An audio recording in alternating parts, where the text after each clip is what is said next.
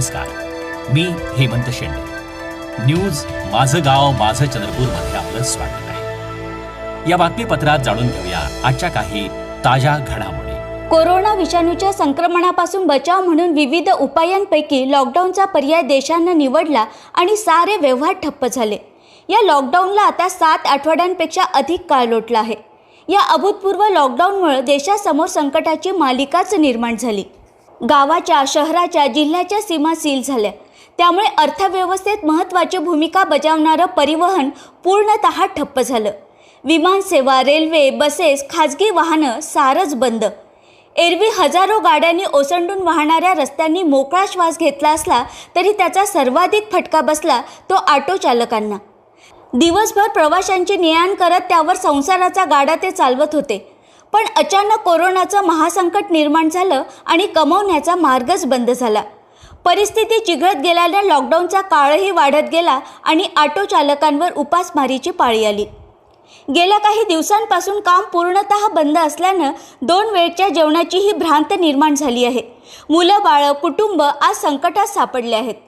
त्यामुळे महाराष्ट्र ग्रामीण ऑटो संघटना बल्लारपूर शाखेनं या वैश्विक महामारीच्या संकटात ऑटो चालकांना महाराष्ट्र सरकारनं मदतीचा हात द्यावा अशी अपेक्षा व्यक्त केली आहे. सर्व ऑटो चालकांना मानधन म्हणून निश्चित रक्कम सरकारनं प्रदान करावी, तसेच राशन किराण्याची सोयही करावी अशी मागणी महाराष्ट्र ग्रामीण ऑटो संघटना बल्लारपूर शाखेनं प्रशासनाला केली आहे.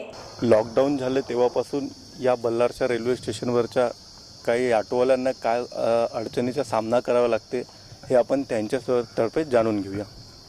नमस्कार, मैं अब्बास भाई ऑटो वाला, ऑटो यूनियन अध्यक्ष. हम 21 मार्च को हमने आखिरी धंधा किया था. जो भी हमारा 2-4-500 हुआ था, हाथ पर लाके पान पर खाने वाले लोग, समस्त पूरे ऑटो वाले भाई. 22 तारीख से हमारा लॉकडाउन हुआ और कल 22 तारीख को हमारा 60 दिन पूरा हो रहा है. लेकिन आज तक हमारे तरफ कोई भी गवर्नमेंट का आदमी आकर ये पूछा नहीं आप लोग कैसे जी रहे हो, कैसे रह रहे हो, क्या खा रहे हो, क्या पी रहे हो. हमारे तक कोई पैकेज आया नहीं, ना ही किसी सरकार की कोई मदद आई है. हम ऑटो वाले भाई बड़े मुश्किल से एक आज कमाते कल खाते, इस तरीके की हमारी ज़िंदगी है. लेकिन होता ये है कि लॉकडाउन की वजह से हम कहीं निकल नहीं पा रहे और निकल नहीं पाने के अलावा हमारा धंधा है नहीं. हमारे बच्चे, लड़के, बूढ़ी माँ बाप, हम लोग भूखमारी कैसे तो भी हम लोग जी रहे हैं. लेकिन आज हमारे तरफ में सरकार की कोई भी ऐसी सुविधा या कोई सरकार का, प्रशासन का कोई भी नुमाइंदा आकर किसी ने हमको ये पूछा नहीं कि भाई आप लोग किस हालत में हो. आज मेरे ऑटो वाले भाइयों की दशा देखोगे, उनके चेहरे पर कोई रौनक नहीं है. उनके बाल बच्चे, उनके माता पिता को देखोगे आप तो घरों में हमारे पास में एक राशन नहीं है. पूरे डब्बे हमारे खाली हो चुके हैं. बड़े मुश्किल से यहाँ पर हमको एक आदमी को 5 किलो राशन जो मिला था, 30 किलो चावल सिर्फ केवल मिले थे. लेकिन चावल सिर्फ हमने उबाल कर पानी के साथ पीना या क्या पीना, हमारे पास में पैसा नहीं, कुछ नहीं. हम कहाँ से सब्जी भाजी खरीदना, कहाँ से उसके बाकी का सामग्री खरीदना कर रहे हैं. हमने शासन को अपने तरफ से, जिला अधिकारी महोदय को हमने ये लिख कर भेजा है कि हम इतने ऑटो वाले, 12,000 ऑटो वाले चंद्रपुर जिले में रहते हैं, जिन लोगों की लिस्ट है कि हम लोग किस तरीके से जीना चाहिए, कैसे जीना चाहिए. सुधीर बाबू मुनगंटीवार ने बोला था कि भाई 5,000 रुपये प्रति महीना देना, महाराष्ट्र सरकार की तरफ निवेदन लिखा. लेकिन वो भी सुविधा आज तक हमारे पास पहुंची नहीं है. मैंने अपने तरफ से ये एप्लीकेशन ये लिखा था कि सरकार के माध्यम से, केंद्र सरकार और सरकार, महाराष्ट्र गवर्नमेंट, इनके माध्यम से हम जो इंश्योरेंस भर रहे हैं इसका हमने अब्जो खब्जो रुपया भरा है. हमने ये आपको दिखाते हैं आपके चैनल के माध्यम से कि इसमें आंकड़े नहीं पुरते, इतना रुपया हमने भरा है. 2015 से हमने जो भरा है 24 अरब 300 करोड़ रुपया हमने यहाँ पर भरा है महाराष्ट्र गवर्नमेंट के प्राइवेट इंश्योरेंस कंपनियों को. पूरे जिले के अंदर में, पूरे महाराष्ट्र के अंदर में ये जो ट्रेन है या बसेस है, जो रफ्तार से बंद होने के पीरियड में जो रफ्तार थी धंधे की, जो रफ्तार थी गाड़ियां चलने की, वो रफ्तार अब रहने वाली नहीं है. हम लोग 2 साल के अंदर हम लोग ये जितने दिख रहे हैं इतने भी रहने वाले नहीं है. ऐसे ही घर में हम मर जाने वाले हैं, भूखे मर जाने वाले हैं.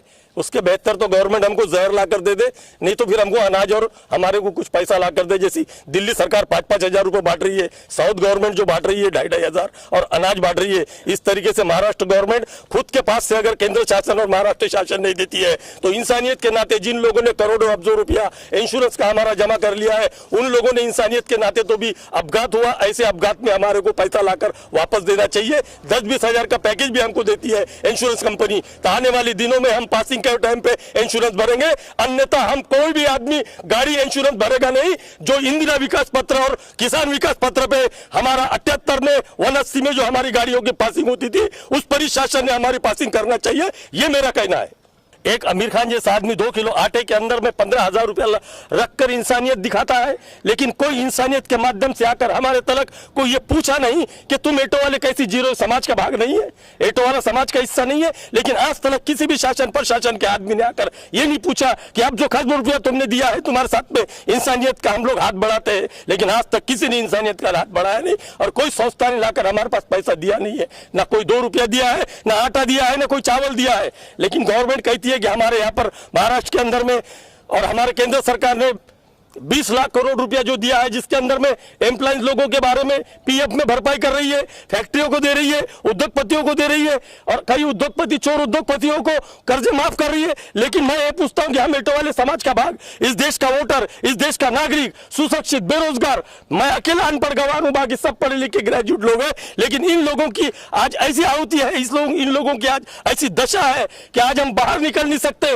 गवर्नमेंट को इतना ध्यान है कि एटो के अंदर में एक आदमी और 2 आदमी बैठाकर आप अपना धंधा कर सकते हो, बोलते हो एक एटो और 2 एटो का, एक एटो में 2 आदमी बैठाकर धंधा करने की अनुमति दे सकता है, वो ख्याल गवर्नमेंट को है। लेकिन ये भूखे मर रहे हैं, इनको 20 लाख कोटी जो दिया उसमें से 5-5, 10-10 हजार रुपया इनके बाल बच्चों को खाद्य के लिए दे, ये उन लोगों के ऊपर ध्यान नहीं है। ये शासन को आपके माध्यम से आगाह करने के लिए या उनको आप लोग ये बात साबित कराने के लिए हम आप लोगों से विनती करते हैं कि सरकार को ये बात आगाह कर दो कि हम एटो वाले समाज का भाग है, इस देश के वोटर है, इस देश की जनता है, हमारे प्रति सरकार का और प्रशासन का क्या ख्याल है, ये हमारा कहना है। मेरे यहाँ पर उपाध्यक्ष भी है, हमारे मुकेश कोष अध्यक्ष भी है, हमारे यहाँ पे पूरी जनता खड़ी है।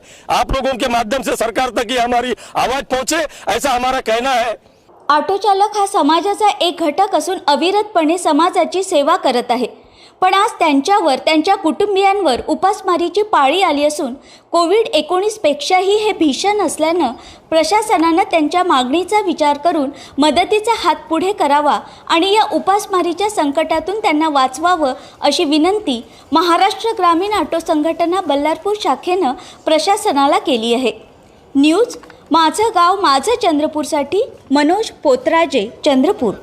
ताज्या घडामोडींसाठी आमच्या या न्यूज चॅनलला सबस्क्राईब करा आणि बेल आयकॉनला क्लिक करा। परत भेटूया पुढील बातमीपत्रात। नमस्कार। न्यूज माझं गाव माझं चंद्रपूर।